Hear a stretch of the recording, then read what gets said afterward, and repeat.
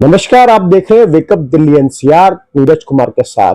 आज हमारे साथ मौजूद है अनंत श्री विभूषित श्री पीताम्बरा पशुपति मठ से पीठाधीश्वर विश्व गुरु डॉक्टर गौरी शंकराचार्य जी महाराज, और चर्चा करेंगे इनसे सनातन धर्म को लेकर के, सनातन संस्कृति को लेकर के, धर्म और व्यापार का क्या सहयोग और संजोग है उसको लेकर के, साथ ही एक शब्द जो चर्चा में इस समय शूद्र, उसको लेकर भी चर्चा करूंगा। और मैं आपको बता दूं, महाराज जी के बारे में कहा जाता है कि अपने प्रवचनों से, अपने वचनों से, अपने नियम अनुसार जिस तरीके से वो बातों को सहज और सत्य की तरीके से और सटीक बातों पर बोलते हैं, इसी के लिए जाने जाते हैं। चर्चा करेंगे इनसे।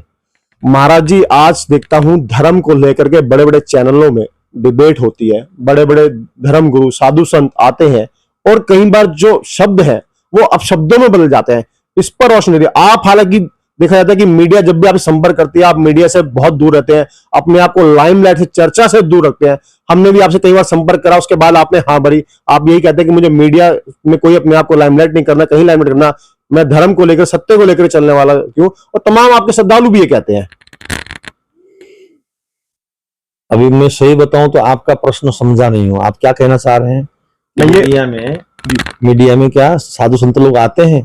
हाँ, मीडिया में तमाम साधु संतों को जब बुलाया जाता है, जब धर्म की कोई बात होती है या कोई काम होता है, तो उसको लेकर के जब उनसे डिबेट की जाती है, तो वहीं पर ही कुछ धर्म गुरु आपस में ही, अभी मैं देख रहा था अभय सिंह को लेकर के, जिस तरीके से जिन्हें IIT बाबा की उपाधि दी गई, उनको लेकर के चर्चा हुई, और कई प्रकरण ऐसे आए कि आपस में जब साधु संत है, आपस में उनकी भिड़ंत हो जाती है। देखो,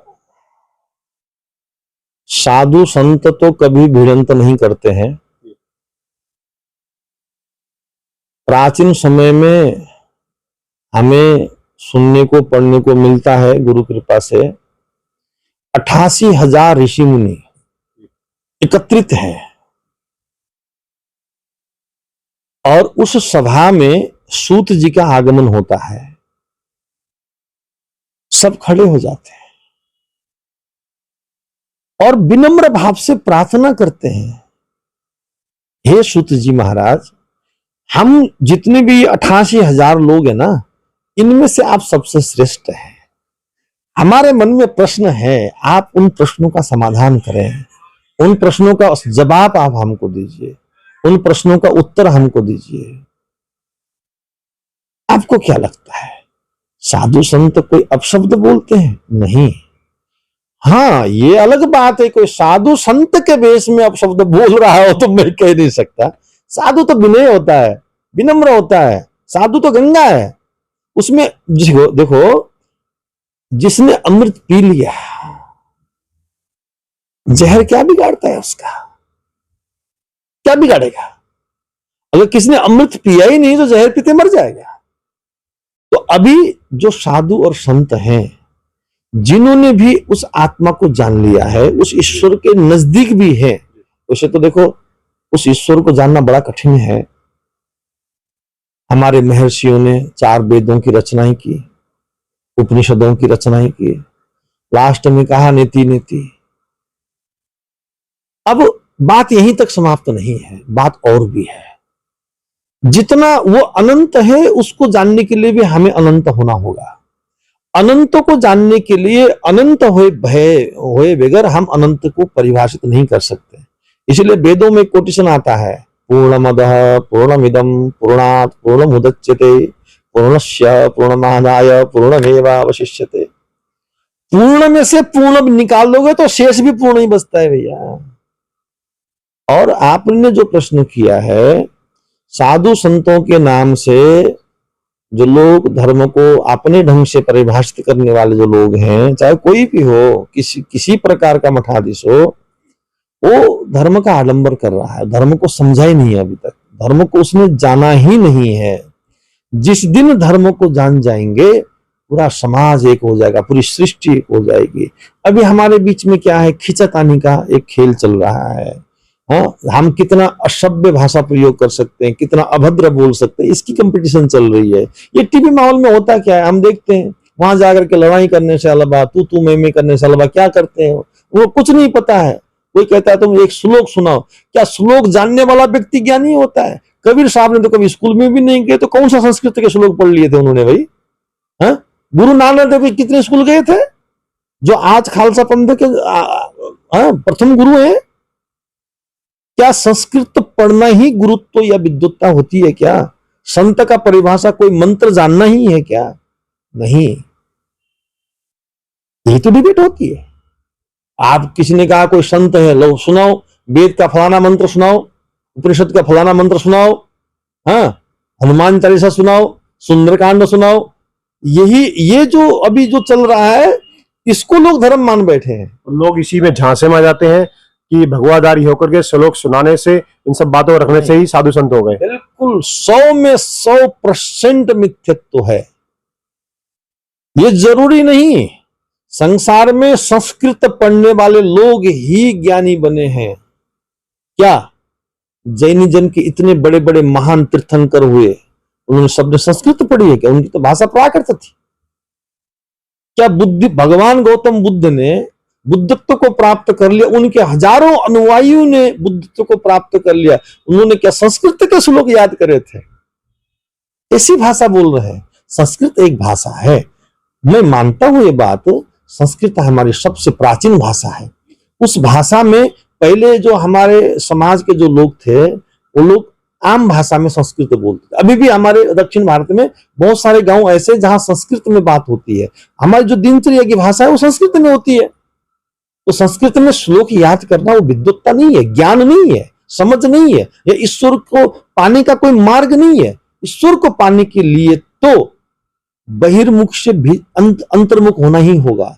बिना अंतर्मुख हुए धर्म की परिभाषा करने का किसी में साहस नहीं है, वो कोई कर ही नहीं सकता धर्म की परिभाषा। तो इसीलिए जहां संत हैं वहां शीतलता है, जहां शीतलता है वहीं प्रेम है, वहीं आनंद है, वहीं जो जो जो उठाव है, जो जो भूकंप आ रहा है, जहां संत होगा वहां शांत हो जाएगा, स्थिर हो जाएगा। संत की दृष्टि ऐसी है। तो वहां किसी प्रकार का वैमनस्यता, वहां किसी प्रकार का राग और द्वेष, ये संभव नहीं है। ये पॉलिटिकल शब्दावली है। राजनीति अलग चीज है, धर्म अलग चीज है। राजनीति और धर्म में बहुत अंतर है। राजनीति धर्म के अनुकूल होना चाहिए, न कि धर्म राजनीति के। आजकल क्या है, उल्टा हो रहा है। ये लोग समझते हैं फलाने नेता को बुला लिया, सम्मान कर लिया, वो फोटो स्टेटस डालते हैं। अरे नलायको, नेता इस देश का है, नेता इस क्षेत्र का है, मैक्सिमम इस देश का होगा। धर्म तो अनंत है ना। मरने के बाद भी हम स्वर्ग और नरक की चर्चा करने वाले लोग धर्म के माध्यम से। आप धर्म को इतना गौण कैसे बना सकते हैं?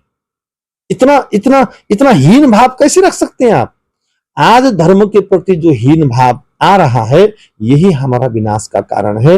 और मैं तो सभी आचार्य विद्वान लोगों से, आत्मानुरागी व्यक्तियों से मैं प्रार्थना करना चाहूंगा कि वो धर्म की सही परिभाषा समाज को दें, है ना, ताकि हम सबके अंदर एकत्व भाव हो, हम सबके अंदर प्रेम भाव का। मैं कभी भी मीडिया वाला आदमी नहीं बन सकता, मीडिया वाले व्यक्ति आप ही बनेंगे, है ना। मैं कर सकता हूं क्या? नहीं कर सकता, क्या मेरा विषय नहीं है। जो आपका विषय है वो आपका विषय है, जो मेरा विषय है वो मेरा विषय है। हम दोनों में भी तो अंतर आ गया ना। और दूसरी बात, ये समाज में जो संसार में जो ये राजनीति है ना, ये डबल गेम खेलती है। कैसे? देखो, हमने कहा ब्राह्मण क्षत्रिय वैश्य शूद्र ये होना ही नहीं चाहिए, ऐसा बोलते हैं लोग। बिल्कुल ट्रेंड में आज चर्चा में है। अरे सरकार ने भी तो बना रखा है ना, ए क्लास का ऑफिसर, बी क्लास का ऑफिसर, सी क्लास का ऑफिसर। क्या होता है इसका मतलब? भाषा ही तो बदली है। हम इसको ये नहीं, फोर्थ क्लास का ये कर्मचारी है, नहीं बोलते हैं। क्या होता है फोर्थ क्लास का कर्मचारी? फोर्थ क्लास का कर्मचारी का मतलब ही शूद्र वर्ण है। नहीं समझ में आया? सरकार ने ही आपस में बांट रखा है। देखो एक बात बताओ, ये तो हर युग में होता आया है। ये तो बौद्धिकता की बात है ना, क्षमता है ना अपनी अपनी, है ना। तो जैसे जैसे आप क्षमता बढ़ोगे ऐसे ऐसे आपका क्लास बढ़ेगा। आज कोई व्यक्ति फोर्थ क्लास में पढ़ता है या कर्मचारी है, अगर वो अच्छी मेहनत करेगा, पढ़ाई करेगा, तो कल एक क्लास के अफसर नहीं बन पाएगा क्या? बनेगा, है ना। जो मैंने पहले भी कहा कि शूद्र जन्मना जायते शूद्र संस्कारा द्विज उच्यते। जन्मजात सबके सब शूद्र हैं। जैसे जैसे वो पढ़ाई करेगा, जैसे जैसे उसके अंदर ज्ञान आता जाएगा, जैसे जैसे उसके अंदर समत्व आता जाएगा, वो बाहर से भीतर की तरफ जैसे जैसे प्रवेश करता जाएगा, ऐसे ऐसे उसके अंदर ब्रह्मत्व प्रकट होता चला जाएगा। हाँ, ये जो हम ब्राह्मण क्षत्रिय वैश्य शूद्र जो शब्द हैं, ये हम कभी 7 जन्म में नहीं मिटा सकते, क्योंकि ये शरीर के अंग है। इसलिए कहा ब्राह्मणों से मुखम आसित, इसको हमने ब्राह्मण माना, क्योंकि ये डायरेक्शन यहां से देता है ना। सारा सारा सारा संयोग कहां से देता है? इससे। इसलिए ये ब्राह्मण चिंतन करता है, मनन करता है, ये ब्राह्मण है। मंथन करने की क्षमता हाथ को है क्या? नहीं है। मंथन कौन करता है? यही करता है ना। और हाथ क्या करते हैं? उस मंथन किए हुए का उपयोग करता है, ये हाथ है, ये क्षत्रिय है, ध्यान रखना, ठीक है। ये वैश्य है, देखो वैश्य कैसा, कितना क्या, हमने खाना खाया, पेट में गया, जाने के बाद क्या हुआ? अंदर घुला, और उसमें से रस निकालता है, मल अलग निकालता है ना। और कमाल की बात देखो, जो रस निकालता है, आंख को कितना चाहिए वो आंख को देता है, पैर को कितना चाहिए पैर को देता है, कान को कितना चाहिए कान को देता है। जिसकी जितनी क्षमता है या जिसको जितना चाहिए, ये पेट स्वाभाविक रूप से वितरण करता है, बांटता है। यही तो वैश्यत्व है, समत्व ही तो वैश्यत्व है। मेरे मन ने कहा, मेरे पैर उठ गए, कोई लालच नहीं, कोई प्रपंच नहीं। मन ने कहा तेरे को कांटे में चलना है, तो समर्पण भाव से कांटे में भी ये पैर चल पड़े, ये शुद्रत्व है ना। क्योंकि उसमें अपना कोई समझ नहीं है, समझ किसी और ने दिया है। तो समाज में बिना समर्पण, बिना त्याग, कभी भी कोई भी जीव या कोई भी मनुष्य ब्रह्मत्व की प्राप्ति नहीं कर सकता है। और साधु का मतलब साधना है। संत का अर्थ समत्व है। जिसमें समत्व ही नहीं है, तुम उसको संत कह बैठे, गलत बात होगी। बदलने की जरूरत है, समझने की जरूरत है। हमारे समाज को इस बात को समझने की आवश्यकता है। जब तक ये समझ नहीं होगा, तब तक धर्म का उत्थान नहीं हो सकता।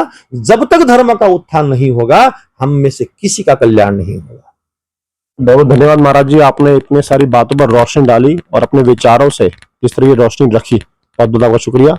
देख सकते हैं आप कि आज हम अनंत श्री विभूषित श्री पीताम्बरा पशुपति मठ पीठाधीश्वर विश्व गुरु डॉक्टर गौरी शंकराचार्य जी महाराज के पास पहुंचे थे, और इन्होंने तमाम मुद्दों पर, तमाम बातों पे बहुत ही सुंदर तरीके से जो व्याख्या करी, जो विचार रखे। और मैं कहूंगा आप सभी दर्शकों को कि इस पूरी स्टोरी को, इस पूरे इंटरव्यू को जरूर देखिएगा और बने रहिएगा वेकअप दिल्ली एनसीआर के साथ। मैं नीरज कुमार।